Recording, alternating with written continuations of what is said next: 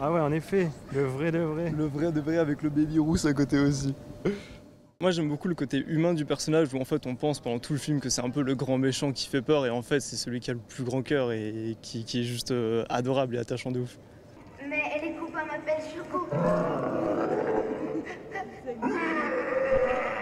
Les cris de Sinoc et la courageuse bande des Goonies étaient attendus pour une diffusion de ce chef-d'œuvre des années 80 sur la place du château. Produit par Steven Spielberg, réalisé par Richard Donner, et c'est pour ça qu'on a décidé de le montrer cette année, puisque Richard Donner nous a malheureusement quittés en 2021, donc on voulait rendre hommage. C'est un film générationnel, toute une génération a découvert ça adolescent, et je pense que là il y a des jeunes ce soir qui viennent le découvrir pour la première fois, et je pense que c'est un film qui n'a pas vieilli et qui peut encore toucher une nouvelle génération.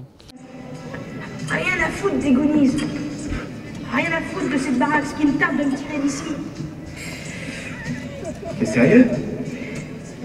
Non, j'essaie juste de me combattre. Une famille qui doit déménager, une carte au trésor et une aventure qui mènera les Goonies vers un trésor légendaire en évitant les assauts répétés des Fratelli. Une famille de criminels aussi redoutable que caricaturale. Ce sont les grosses ficelles d'un succès assuré qui vous marquent une enfance. En fait, moi j'étais tout le temps avec ma bande de potes, donc c'est ouais, on se retranscrit facilement dans les personnages, dans le groupe qu'il y a, la fraternité et tout, c'est trop bien. Comment tu fais pour sortir? 36 ans après sa sortie, les Goonies ont réuni les générations et ont réussi à faire rire et à émouvoir les Strasbourgeois. Au revoir, Willy.